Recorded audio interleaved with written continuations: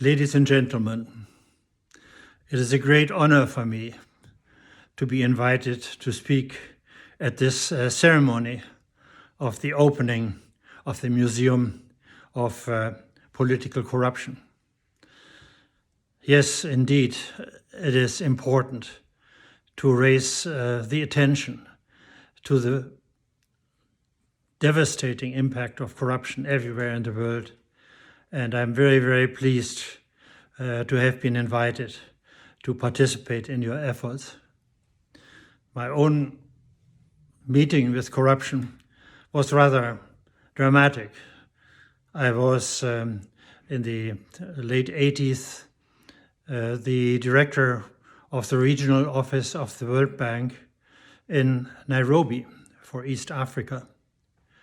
At that time, I noticed that not only were many of the plans and efforts of the people, the governments, and the institutions in Africa undermined by corruption, but also I noticed that many companies from Europe, from outside Africa, from all over the world, came to East Africa to basically undermine the plans of good economic and social and political development by large-scale systematic corruption. In fact, I found out only relatively late that this type of corruption was allowed in many of the home countries of big companies. So there were huge companies from Europe who saw nothing wrong with going, say, to Kenya to bribe ministers, to bribe the president, bribe high-level officials in parastatal companies in order to get contracts, in order to protect their investments. And this was the moment when I felt I should do something about it, because I noticed that corruption was basically the main reason for the underdevelopment in many continents, in Africa and Latin America and Asia. And when I started this at the World Bank, I found to my great dismay that the World Bank did not allow me to do this systematically under the auspices of the World Bank. And the reason was, of course, that the member countries of the World Bank thought that corruption was unavoidable, was in a world which had no proper global governance, a very common practice. In fact, it was basically done by everybody else, and therefore, say, even very decent governments did not prohibit the corruption to their own citizens, to their own companies. The United States, of course, was a very honorable exception from that. Jimmy Carter had initiated the Foreign Corrupt Practices Act in 1977.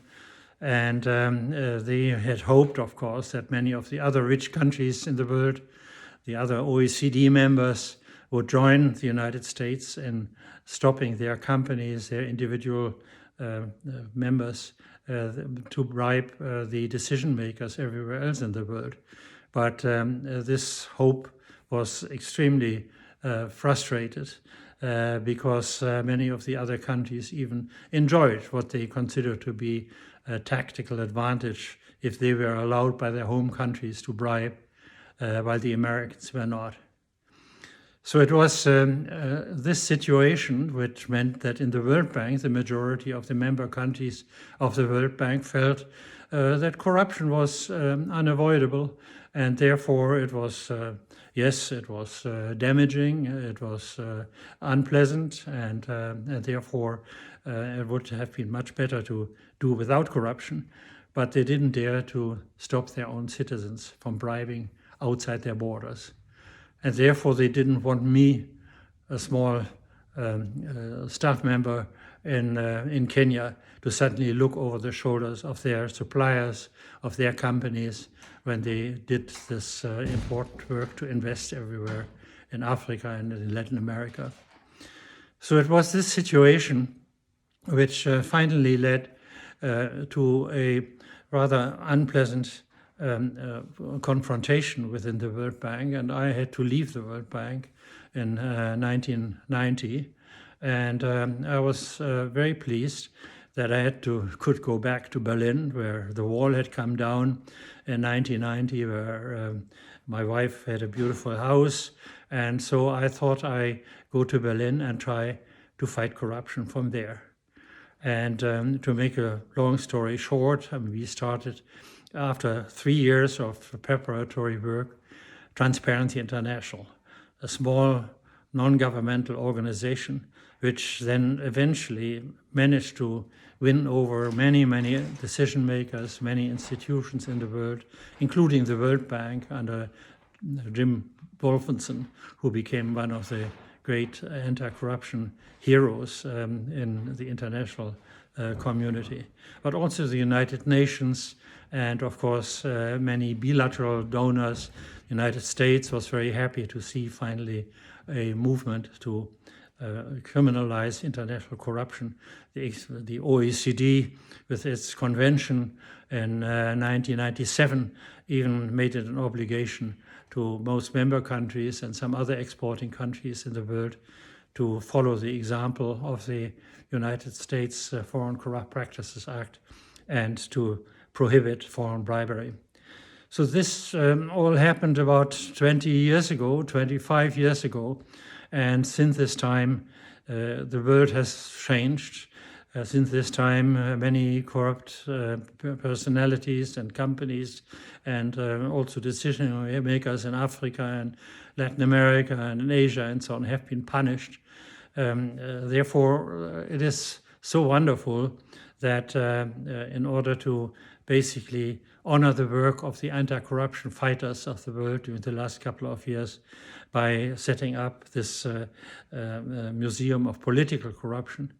And I must say I'm very grateful to have been invited to be part of that. And I would like to congratulate you and thank you for this effort, and promise you that I will continue my fight against corruption, because the work is still unfinished. And with the help of civil society, with the help of business, with the help of many governments in the world, of international institutions, and many, many people who are committed to fight corruption, we will eventually make quite a difference and create a corruption-free international world. Thank you very much.